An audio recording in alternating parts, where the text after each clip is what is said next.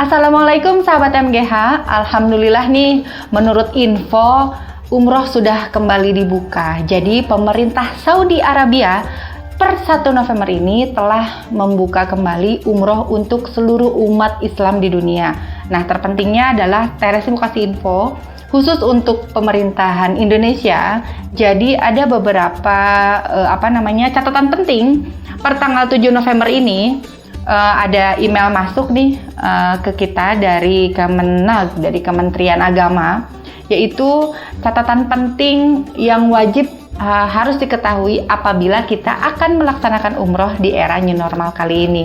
Nah, salah satunya adalah yang nomor satunya usia peserta umroh itu harus 18 sampai 50 tahun. Jadi kalau misalnya di bawah usia 18 kayak misalnya anak-anak atau lansia di atas 51, jadi mohon maaf untuk umroh new normal ini tidak dulu bisa berangkat untuk umroh. Nah, kemudian yang kedua, wajib menjalani masa karantina selama 3 hari setelah tiba di Saudi Arabia. Jadi misalnya setelah keberangkatan dari Jakarta itu, kita misalnya landing di Jeddah atau Madinah, itu harus 3 hari berdiam diri di hotel untuk menjalani masa karantina, dan hotelnya itu tentunya sudah disediakan oleh pihak travel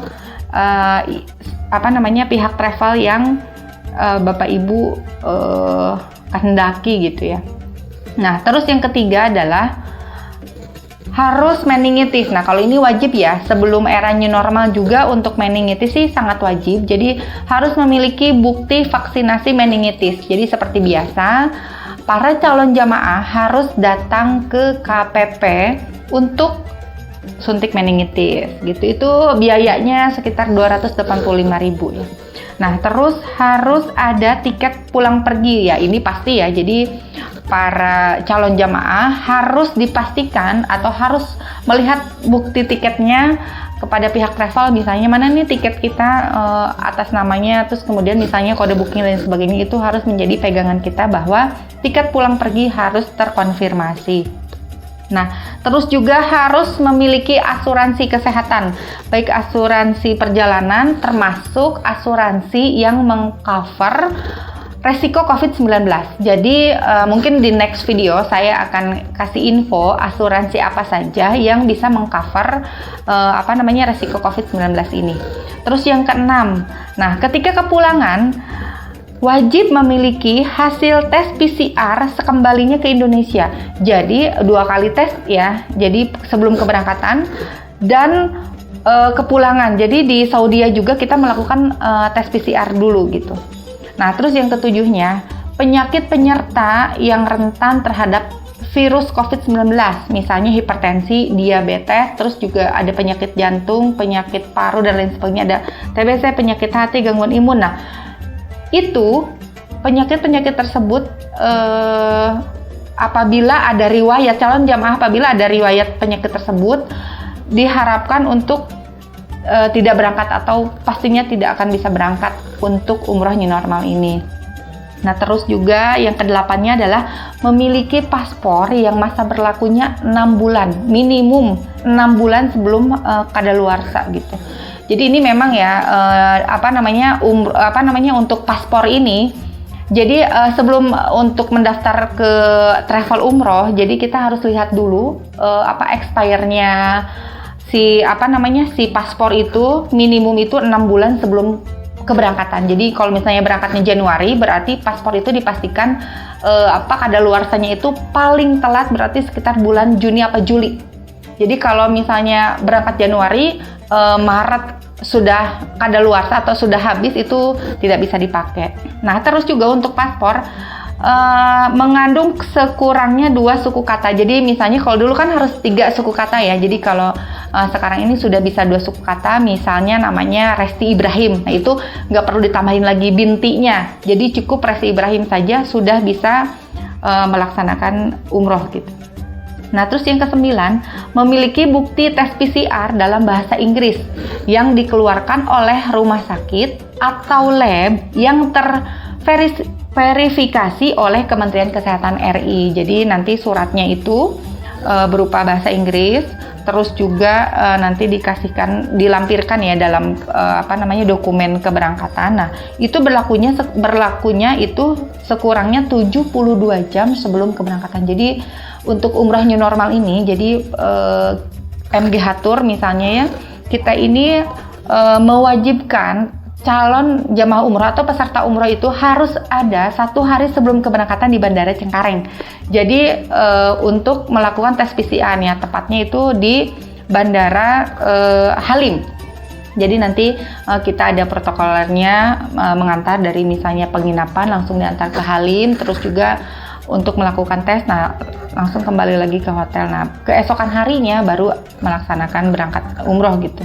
Nah, terus yang nomor 10-nya adalah peserta umroh wajib menandatangani surat pernyataan tidak akan menuntut pihak lain ataupun pihak travel atas resiko yang timbul akibat COVID-19. Jadi, kami pihak travel akan membantu membuatkan surat pernyataan bahwa umroh itu atas dasar keinginan sendiri, dan apabila amit-amit gitu ya pada saat melaksanakan umroh ada yang terkena, itu sama sekali di luar tanggung jawab pelaksana umroh. Kemudian yang nomor 11, tidak pernah mengunjungi atau transit di negara-negara, diantaranya adalah negara India, Brazil, Argentina, China, Italia, Irak, Malaysia, Iran, Jepang, Afghanistan, Lebanon, Korea Selatan, Singapura, Pakistan dalam 14 hari sebelum kedatangan di Saudi Arabia. Jadi negara-negara tersebut mungkin resiko COVID-nya di negara tersebut sangat tinggi. Jadi apabila misalnya Bapak Ibu sudah melakukan dulu perjalanan ke negara-negara yang saya sebutkan tadi, itu sama sekali tidak bisa melakukan ibadah umroh untuk sementara waktu. Nah, kemudian nomor 12-nya adalah waktu pelaksanaan umroh dan sholat di Masjidil Haram itu terbatas. Karena memang Masjidil Haram dan Masjid Nabawi itu membatasi kuota bagi jamaah yang akan melaksanakan ibadah, baik itu kalau misalnya di Mekah itu umroh bisa hanya bisa melaksanakan 1 kali umroh. Kemudian untuk di Raudhohnya juga itu tidak bisa berlama-lama juga karena untuk membatasi resiko tertular. Nah, nomor 13 adalah memiliki atau membawa HP Android atau iOS. Nah, ini kembali ke poin 12 tadi ya. Jadi, fungsinya HP Android atau iOS ini jadi untuk mendownload aplikasi. Jadi, kita itu kalau misalnya mau umroh itu, misalnya melaksanakan umroh itu, jadi kita harus ada terdaftar di aplikasi tersebut. Nah, nanti insya Allah next di video selanjutnya, saya akan bahas mengenai tutorial atau misalnya bagaimana cara mendownload. Tapi sih nanti juga sama muasasah di sana sih kita akan dipermudah ya. Jadi nanti kayak misalnya di HP Android itu kita mau umroh, ada scan barcode-nya, ada kuotanya juga. Jadi misalnya kita berangkat itu sebelum tiket ataupun hotel. Nah, saat ini tuh kita harus terdaftar dulu di aplikasi tersebut. Jadi untuk sebagai bukti bahwa kita sudah terdaftar di situ. Jadi pas kita masuk masjid itu sudah langsung scan ada nama kita, nomor paspor kita gitu. Jadi nggak bisa sembarang orang juga. Kalau yang tidak memiliki atau tidak terdaftar di aplikasi tersebut, itu sama sekali kita tidak bisa masuk ke Masjidil Haram atau Masjid Nabawi. Nah, paling itu sih catatan penting yang harus diperhatikan apabila Bapak Ibu atau rekan-rekan sekalian akan melaksanakan umroh di era new normal ini. Oh iya, terus ini ada info penting banget. Untuk umroh di era new normal ini, pemerintah Saudi Arabia menaikkan biaya umroh sekitar 30%. Kenapa? Karena dari yang biasanya kita boleh pakai bintang 3, bintang 4, gitu, bintang 5. Jadi saat ini di umroh era new normal ini adalah kita wajib memakai hotel bintang 4 dan bintang 5 saja. Jadi yang biasanya kalau kita pakai bintang 5 itu harga 32 juta, kini harganya sekitar 38-40 juta. Kenapa? Karena satu kamar diisinya hanya boleh untuk 2 orang dan transportasinya, bisnya itu yang biasanya diisi 60, 60 orang itu harus diisi setengahnya, berarti sekitar 30 orang. Nah, otomatis dari situlah kenapa harganya jadi membengkak. Terus juga ada biaya-biaya lainnya kayak tes PCR, terus juga swab test, rapid test mungkin yang kayak begitunya, itulah yang mengakibatkan harganya kini menjadi naik. Nah, jadi tinggal dikembalikan aja sama Bapak Ibu sekalian, sahabat MGH. Kalian apakah mau umroh di era new normal ini atau nunggu normal nanti? Nah, untuk info dan jadwal keberangkatan, kalian bisa langsung hubungi customer service MGH Tour. Oke, sekian dulu info dari Teresti. Wassalamualaikum warahmatullahi wabarakatuh.